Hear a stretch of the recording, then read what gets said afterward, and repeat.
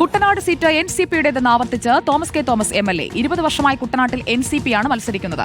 ഘടകകക്ഷികളുടെ seat LDF കവർന്നെടുക്കാറില്ല. Seat NCP-യുടേതാണെന്ന് മുഖ്യമന്ത്രി തന്നെ വ്യക്തമാക്കിയതാണെന്നും Thomas K Thomas പറഞ്ഞു. നേരത്തെ സീറ്റ് ഏറ്റെടുക്കുന്നതിലും വിരോധമില്ലെന്നായിരുന്നു തോമസ് കെ തോമസ് പറഞ്ഞത്. ഇതിന് പിന്നാലെയാണ് നിലപാട് മാറ്റം.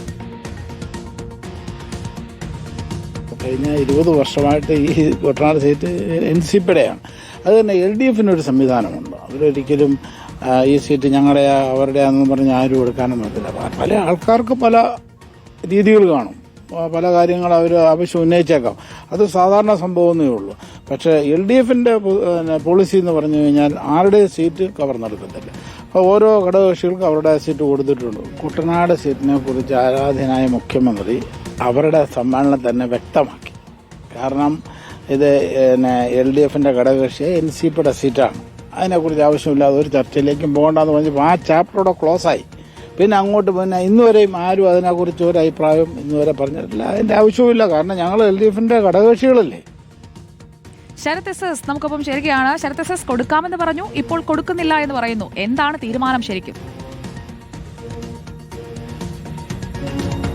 അത് തന്നെയാണ് സ്ഥിതി. അതായത് കുട്ടനാട് സീറ്റിൽ മസിൽ പിടിക്കാനില്ല, ഏറ്റെടുത്താലും വിരോധമില്ല എന്നുള്ളതായിരുന്നു കഴിഞ്ഞ ദിവസം തോമസ് കെ തോമസ് MLA പറഞ്ഞിരുന്നത്. പക്ഷേ ഇപ്പോൾ എന്തായാലും ആ നിലപാടിൽ നിന്നൊരു മാറ്റം വന്നിരിക്കുന്നു. കുട്ടനാട് സീറ്റ് NCP-യുടേതാണ്. 20 വർഷമായി NCP-യാണ് കുട്ടനാട് സീറ്റിൽ മത്സരിക്കുന്നത്.